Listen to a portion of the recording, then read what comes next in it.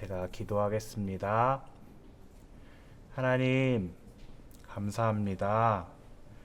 우리 친구들이 한자리에 모일 수는 없지만 이렇게 줌을 통해서 각자의 있는 자리에서 함께 예배 드릴 수 있음에 감사합니다. 오늘의 드려지는 예배 가운데서 하나님께서 저희에게 밝히 말씀해 주시고 하나님께서 저희에게 하나님의 뜻을 알려주셔서 우리가 하나님의 사람, 예수님을 따라갈 수 있는 사람이 될 수 있도록 주님, 우리와 함께 해주세요. 우리를 사랑하시는 예수님의 이름으로 기도드립니다. 아멘. 오늘은 세상을 이기신 예수님이라는 제목으로 함께 하나님 말씀을 나누겠습니다. 여러분, 저희가 지금 어떤 절기를 지나고 있죠? 사순절을 지나고 있어요. 사순절은 예수님께서 당하신 고난을 생각하고 예수님의 고난에 참여하는 절기라고 제가 전에 말씀드렸었는데요. 올해 사순절도 어느덧 반을 넘어가고 있어요. 사순절이 시작하는 주일, 제가 이번 사순절을 통해 예수님께서 겪으셨던 고난을 깊게 생각해보고 예수님의 제자인 우리가 어떻게 예수님이 가셨던 길을 따라갈 수 있을까 함께 고민해보자고 말씀드렸는데요. 오늘은 우리에게 주신 하나님의 말씀을 듣고 나누면서 예수님의 마음에 대해 더 알아가 보도록 하겠습니다. 여기서 질문 하나. 예수님께서는 예수님 자신이 고난을 받고 십자가에 못 박히실 것을 아셨을까요? 예수님께서는 십자가에 못 박히시기 전날 제자들의 발을 씻기시기도 하시고 또 떡과 포도주를 나눠주시며 제자들에게 자기를 기념하라고 말씀하셨던 최후의 만찬, 마지막 만찬도 제자들과 함께 하셨어요.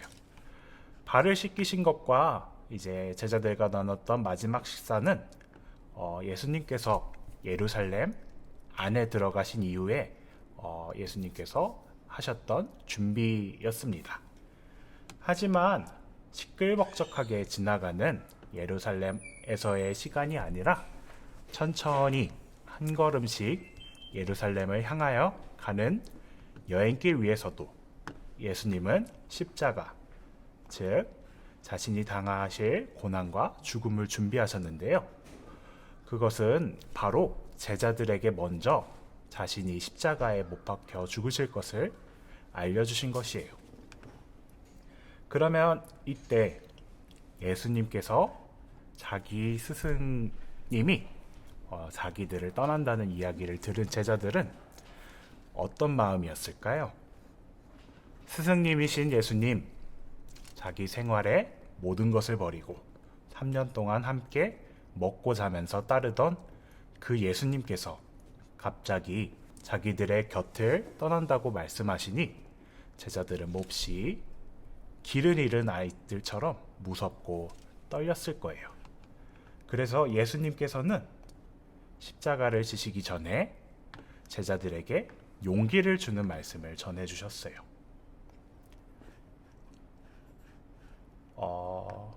이렇게 십자가를 지실 것을 알려주시고 예수님께서 말씀하셨는데 하나님은 너희를 몹시 사랑하신다. 왜냐하면 너희가 나를 사랑하였고 또 내가 하나님에게로부터 온 것을 믿었기 때문이다. 여기 예수님께서 말씀하셨던 말씀을 보면 왜 하나님께서 제자들을 몹시 사랑한다고 말씀하셨을까요? 이 전도사님이 이렇게 색깔을 칠해놨었는데 오랜 시간 예수님을 봐왔던 제자들이 드디어 예수님을 진정으로 사랑하고 예수님이 하나님께로부터 오신 분임을 진정으로 믿었기 때문이에요. 그 다음에 예수님은 나는 하나님으로부터 나와서 세상에 왔고 이제 곧 하나님에게로 돌아갈 것이다. 이렇게 말씀하시면서 하나님으로부터 나온 예수님께서 다시금 하나님 품으로 돌아갈 시간이 다가왔다고 말씀하셨어요. 예수님의 말씀을 들은 제자들은 우리가 이제야 예수님이 하나님으로부터 오신 분임을 믿습니다 라고 하면서 자기들의 믿음을 고백했어요. 제자들의 고백을 들은 예수님께서는 또 다른 말씀을 이어가셨는데요. 너희가 나를 떠나 흩어질 때가 올 것이다. 하지만 그때에도 나는 혼자 있는 것이 아니다. 하나님께서 나와 함께 하시기 때문이다. 예수님은 아무리 자신이 하나님으로부터 온 것을 믿는다고, 자신을 사랑한다고 고백한 제자들이지만 그 제자들의 믿음이 예수님과 끝까지 십자가까지 하지 못한다는 것을 아셨어요. 겉으로 보기에는 혼자 버려진 것처럼 보이겠지만 그럼에도 예수님께서는 하나님께서 자신과 함께 계신다고 말씀하셨어요.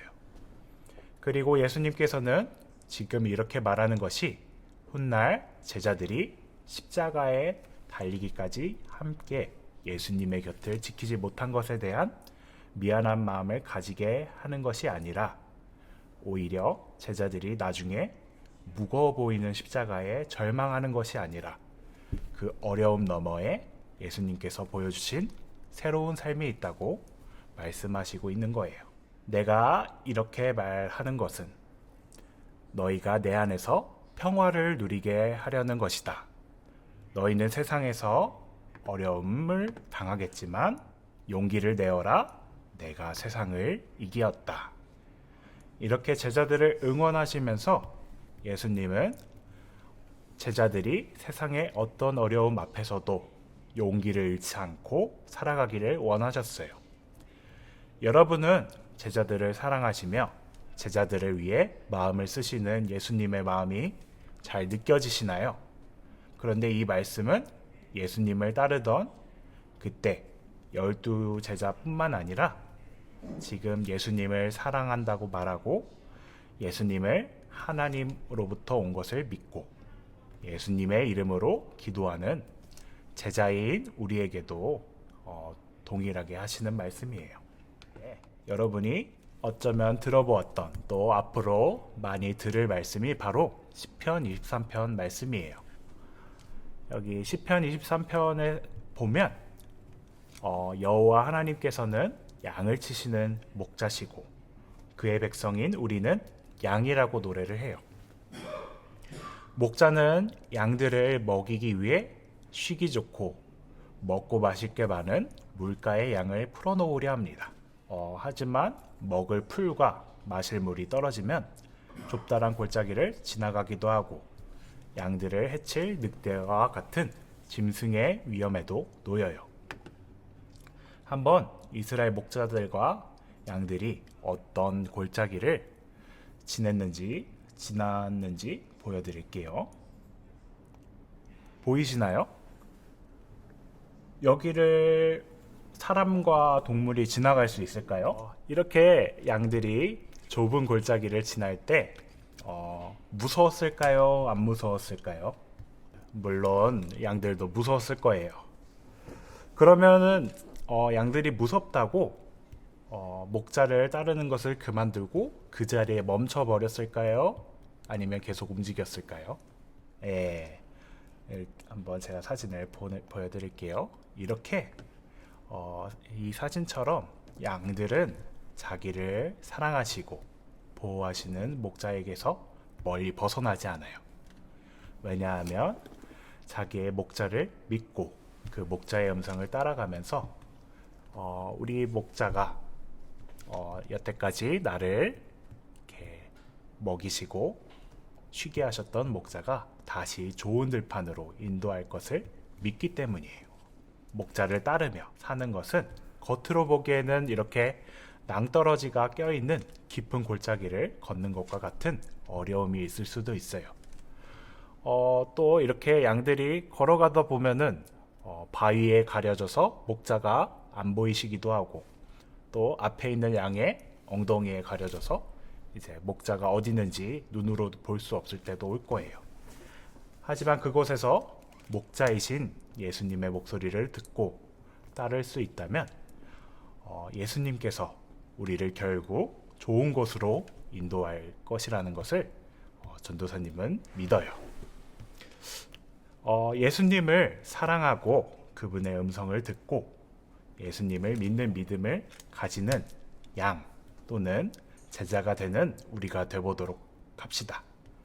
그러면은 예수님께서 말씀하셨듯이 너희는 담대하라. 내가 세상을 이기었다.